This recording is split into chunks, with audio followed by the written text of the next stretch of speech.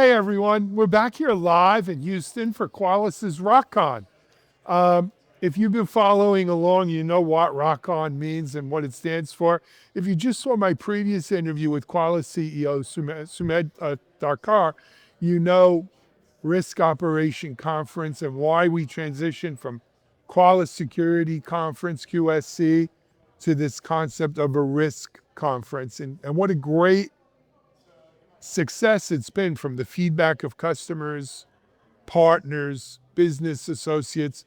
People, I think, inherently understand that security was always about managing risk.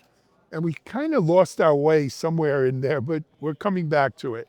I want to introduce you to May Mitchell. May is the CMO at Qualys. May, welcome to TechStrong TV. It's great to have you on here. Thank you so much. Thanks for having us. So we're going to talk about ROCon. We're going to talk about marketing and go-to-market. But before we talk about any of that, share with our audience, if you will, a little bit of maybe your history, of your story, of your journey. CMO, public company. There are a lot of people out here who are saying, I'd like to be like her. Great question. Thank you. No, it's a pleasure. I just started with Qualys 90 days ago. Really? Oh, okay. Yeah. I live in the Bay Area, and my entire career has been in cybersecurity. Large companies, small companies, and I've been very, very fortunate to where I am today. I've been at companies like McAfee, Sure. to Symantec, to Cylance. I read And Silence. yeah, certainly. And then it eventually got me to Qualys. But I've always known Qualys for about my entire career. And the opportunity just kind of came about. I wanted to work for a company that was, they really needed two things when I was speaking with Sumedh. And because there's many different CMOs, and depending on the journey of where the company is. But he needed a CMO who could really create that one go-to-market motion with marketing, sales, and channel sales come together, integrated in one motion. And the second thing was to help build the flywheel of our growth through the power of the partner ecosystem. So when he said those two things, I mean, those are really two of my core strengths, and which led me here, and which is why I'm thrilled to be leading the marketing organization at Qualys. Well, congratulations. I knew you were new. I didn't know it was only 90 days. So congratulations. And quite frankly, I'm glad to see they have a CMO here who's running with things. I like you, have spent my career in cyber. I co-founded a cyber company in 2001 and in vulnerability management. And one of our competitors was this crazy French guy named Philippe. Yeah. Who was telling people, we're going to store your vulnerability data on our servers. There was no cloud then. And I would talk to the customers and say, you're going to let him store it. Yeah. Well, he turned out to be crazy like a fox. And, I knew Philippe for many, many years. I knew Sumedh for many, many years. And as I transitioned into my media business, I've always admired Qualys as well. Yeah, that's fantastic. I met Philippe. Okay. When I started out my career. This is early 2000. We both met at a checkpoint partner event. Oh, OPSEC. OPSEC, yeah. Yes. That was the best partner program. Absolutely. Yes. Absolutely. Before they started acquiring other companies. Yeah, I know. But I remember meeting Philippe. He had a little tabletop, and I was an attendee there. I was working at McAfee at the time. And we just started having this conversation. We stayed in touch over the years, and he had called me when I was at Cylance, and we were going through a growth spurt, and then certainly through an acquisition. And then that's when he introduced me to Sumedh. It was like fall of 2019. Really? But it's like I said, the cyber community is really not that big, especially in the Bay Area. 6 degrees of separation, no doubt about it. I want to, if it's okay with you, I want to turn now to this concept of ROCon. Yes. I got to be honest with you, Sumedh took full credit for it. He said, this was his idea to transition Certainly. to this risk. He signs my paycheck, my expense So he does. reports, my bonuses. Yes. All credit to Sumedh. All right. But talk, if you don't mind, share with the audience the concept of a risk operations conference versus what was a user conference, a very successful user Yeah. conference, but it was a user conference. Yeah. Yeah. It's certainly it's a transformation, right? I think a QSC, all power to the executives at Qualys, the customers, and by the way, I have met phenomenal customers here. Every single person I spoke to in the last 3 days, they absolutely love this conference and they absolutely love the products that Qualys, produces. But it's always been more about just Qualys. Everything was about Qualys, and it's always started with the product training, okay, and more of the practitioner technical level. The transformation of risk and what it means to whether you're speaking to the legal department, speaking to a marketing department or board members or finance, it's a conversation. And in order for you to have that conversation, you have to have the right data so you have context to your environment and all the assets and how you prioritize that based on your business workflow, and to quantify it. But so that's the purpose of the Risk Operations Conference, is to educate individuals, not just the technical folks, but bring the business people involved. They may be a Qualys customer or they may not be, because we have a lot of people that have signed up for this conference and they want to learn more about it. They want to have that conversation. How do I get started? And so that's really the beginning of today.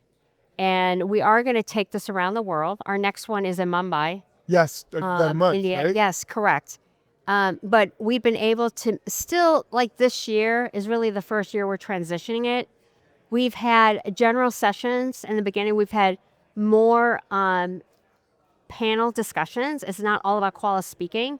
This afternoon is a breakout of more technical and business. But here's the thing. It's not just Qualys people speaking. We are going to have customers come up on stage and learn about their experience. And that's probably the most important thing, is to really learn about the use cases across all verticals. And then how does that translate? How can someone take those nuggets and then translate it out to their organization? So that's today and tomorrow. Tomorrow is going to be more panels.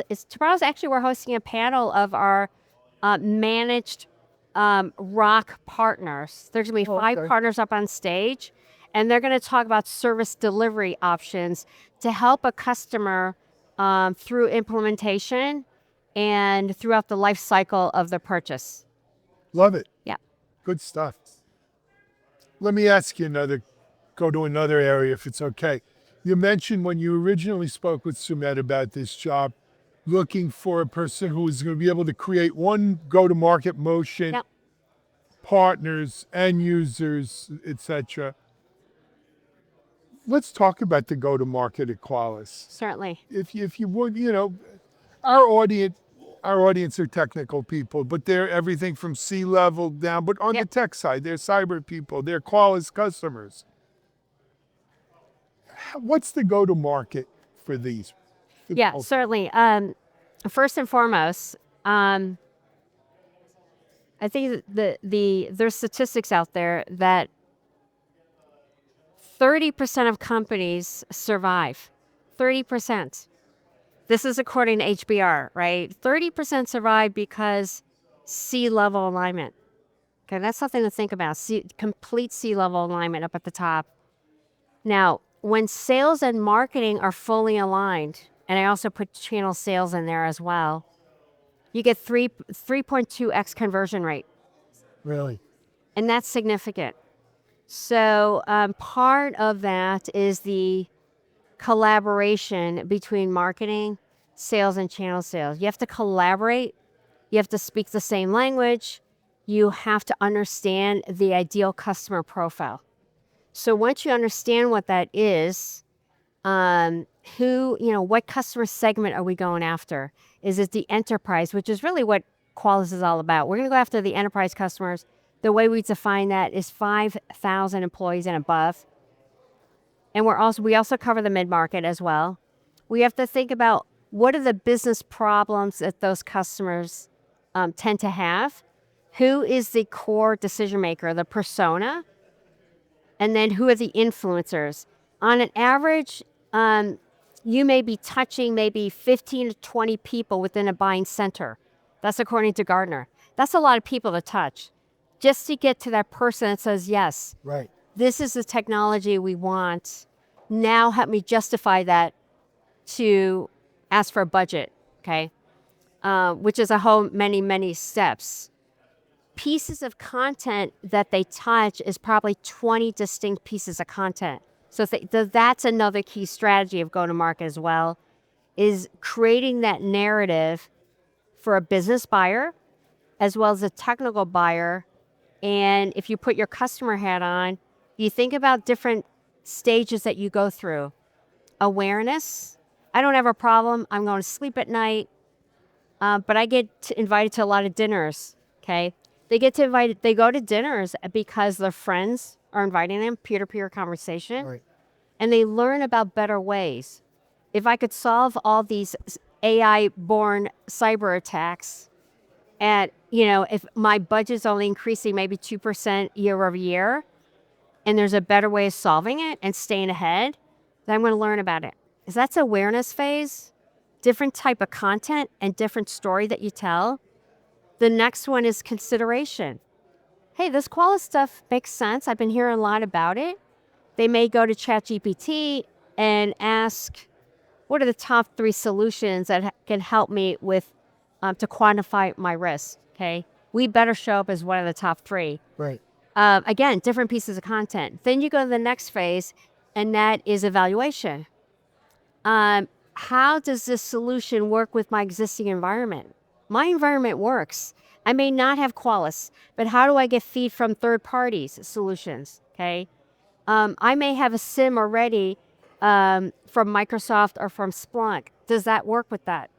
Because it's very difficult to take a solution out, to bring another one. And CISOs aren't really going to risk their job in doing that. That's very disruptive. They're risk adverse. Yes, exactly. And then the next phase is purchase. I'm ready to buy. I've got all the references I need. I've already spoken to industry analysts. I think the budgeting may make sense based on OpEx, but how do I justify it still? How do you help me with the SOW to go to legal and finance to have that conversation?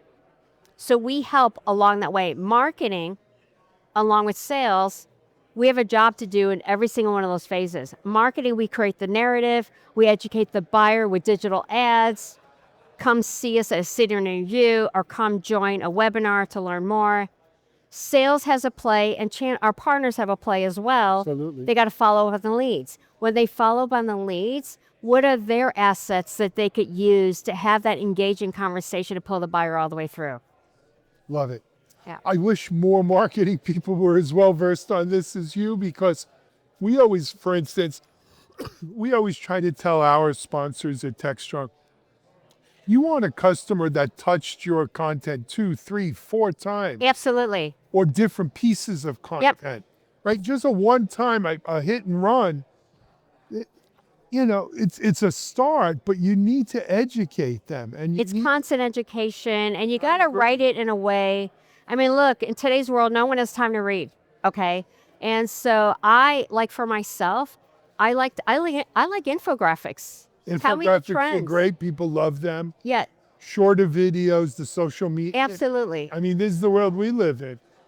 That brings me to my next point, Nate, which is everyone talks about AI, right? It's all about AI. It's all about agentic, generative, and quite frankly, marketing is one of the biggest areas that is being disrupted, right? I have a lot of friends in marketing who are afraid of losing their jobs. Yes. But they're not they're not embracing it so they could be a better marketing person. They're hiding from it, Yeah. which I don't think is a success formula. But as you sit here at the CMO, how do you see the role of AI transforming, inspiring, changing Yep. your go-to-market? Yeah. One of the things that I always encourage everyone is continuous learning. Okay, think about yourself first. Um, how do you, as a leader, how do you create that environment to encourage your employees to develop new skills? Or maybe an area, you got to have the courage. You got to have the courage to speak up. Say, you know what, that's something that I want to learn more about, and I may not.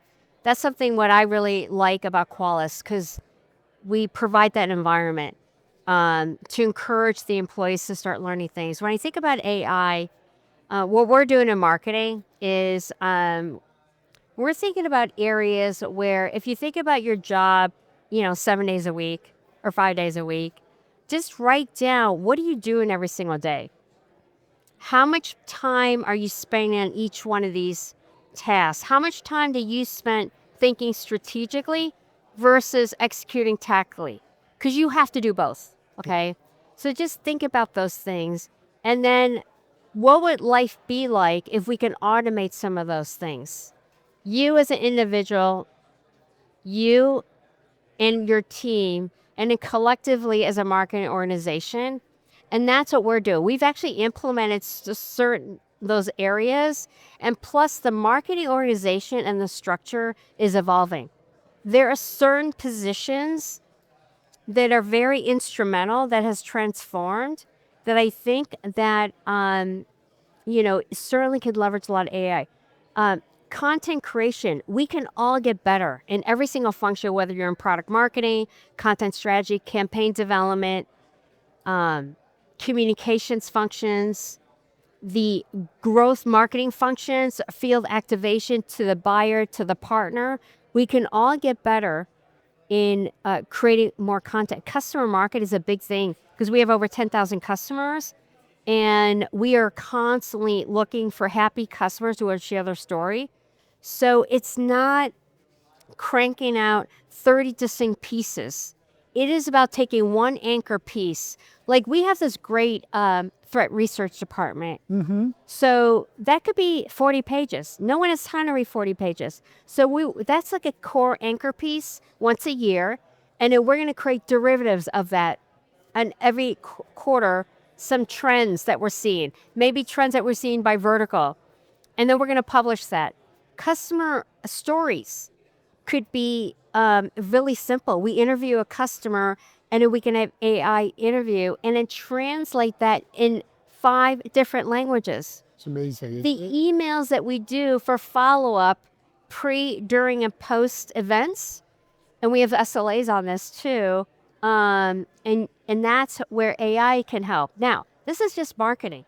You then take that same content for consistency, and then the BDR team can use the same AI tools for consistency, lead scoring, the nurture. You could also take that and feed that to your channel partners for the campaign kits. So you now see the glue to tie the entire go-to-market into one motion.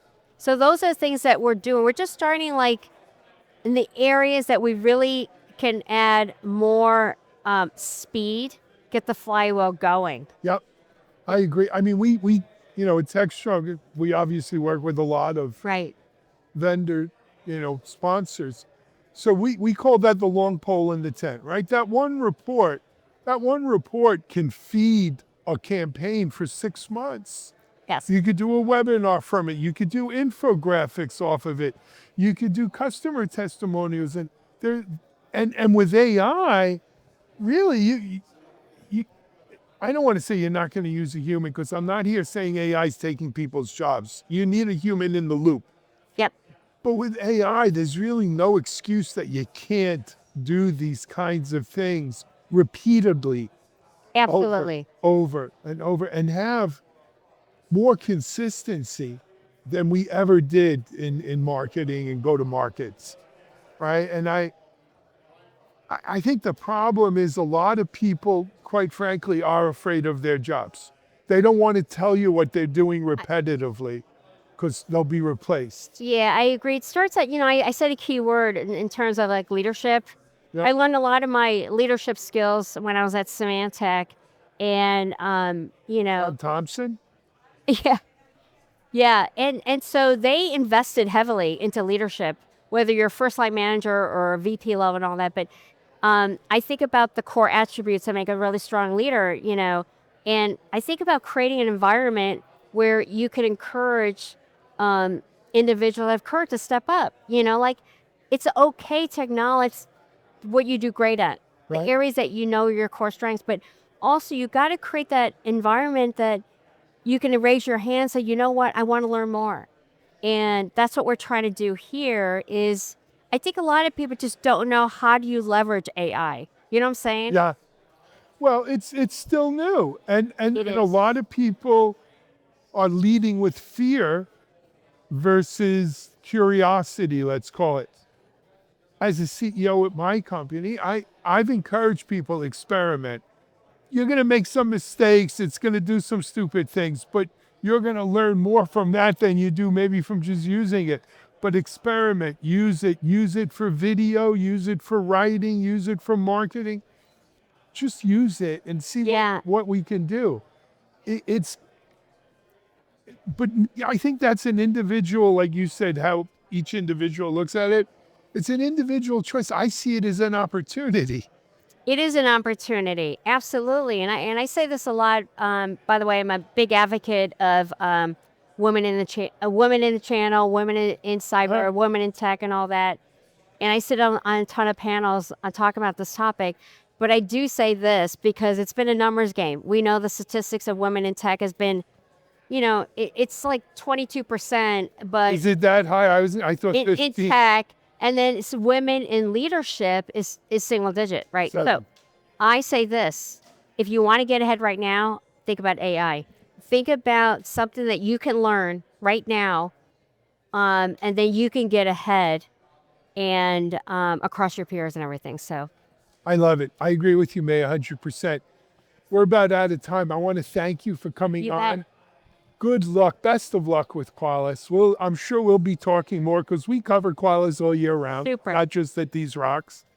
And I'd love to hear more about what your experiences are with AI, with the go-to-market, and with Rock. Because as I told Sumed, what started as a user conference could very quickly become that tip of the spear for a movement around returning back to risk management and security. Absolutely. We're looking forward to next year's event here in the Americas. Yeah. And, it'll be more open, up to folks that are with us or with not, and this is just the start of it. Absolutely. All right. Hey, we're going to take a break. We are live here in Houston at Qualys ROCon.